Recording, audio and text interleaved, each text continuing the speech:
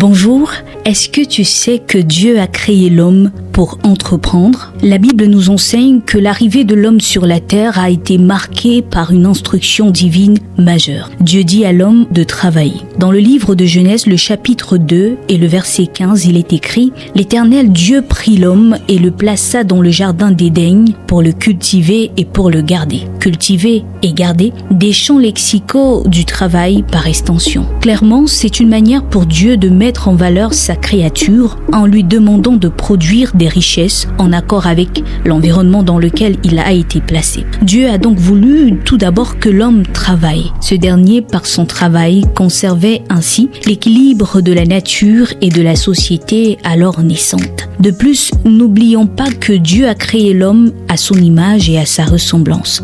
D'emblée, l'image que l'on a de Dieu dans la Bible, c'est celui d'un grand architecte, auteur des plus belles œuvres architecturales au monde, entre autres la terre, les espèces vivantes et enfin l'homme. Celui, en gros, d'un entrepreneur avéré. On peut donc dire que Dieu a ainsi mis en l'homme certaines capacités pour son évolution, la capacité de créer, la capacité d'être en relation avec son environnement, la capacité de mener à bien et de réaliser des projets. Aujourd'hui, l'homme a donc la charge de pérenniser cet héritage que Dieu lui a donné dès sa création. Alors oui, Dieu nous appelle à entreprendre. Mieux encore, Dieu t'appelle à entreprendre. Il nous appelle à avoir des idées, à créer des richesses et ainsi serons-nous alors à son image et à sa ressemblance.